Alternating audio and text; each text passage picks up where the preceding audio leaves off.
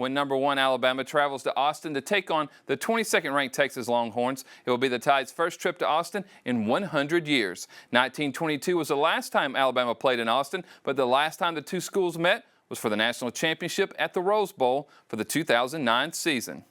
Alabama defeated Texas 37-21 to win the 2010 BCS National Championship.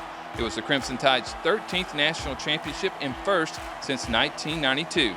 Since that win over the Longhorns, the Crimson Tide have dominated the world of college football with an FBS best record of 151-17, 7 SEC championships, and 5 national championships.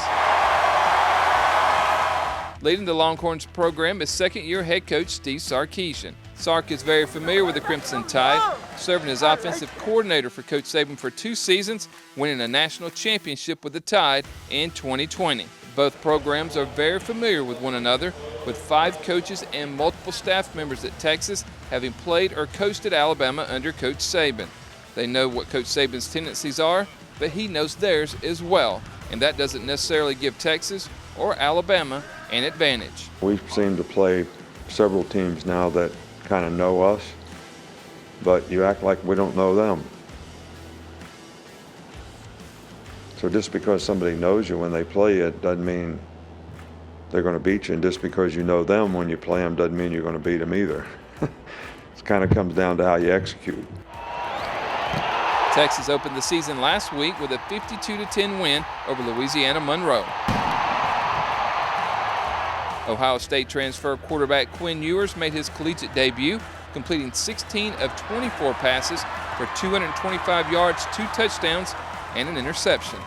For a quarterback making just his second collegiate start, getting pressure on him will be key. But it's very important because, you've probably seen a team like us before, and to go out there and, try to get him roused up a little bit, go ahead and get pressure on him early on it, I think it's very beneficial to, what we have to do to slow him down or slow the team down, so it's very important. A first-team preseason All-American leads the Longhorns' backfield.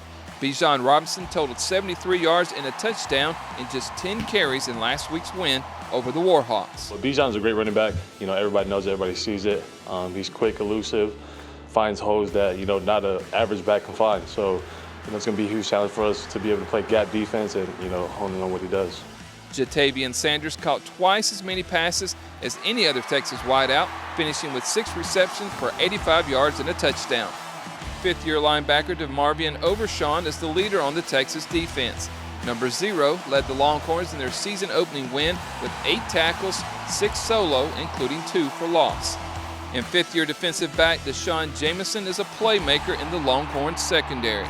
Jamison picked off a ULM pass and took it all the way back, 69 yards for the score. Ready? Good, that's it. Nice job. Some good news for the Crimson Tide. Tight end Cam Latu is back at 100% and will be in the lineup for Saturday's game. Kickoff will be an early one in Austin. The #1 ranked Crimson Tide and 22nd ranked Longhorns will kick off at 11 a.m. The game will be televised on Fox. The Fox Big Noon Kickoff and ESPN College Game Day pregame shows will both broadcast live from Austin on Saturday morning. Reporting from the Crimson Tide Production Studio inside Bryant-Denny Stadium, I'm Christopher England with Tide TV.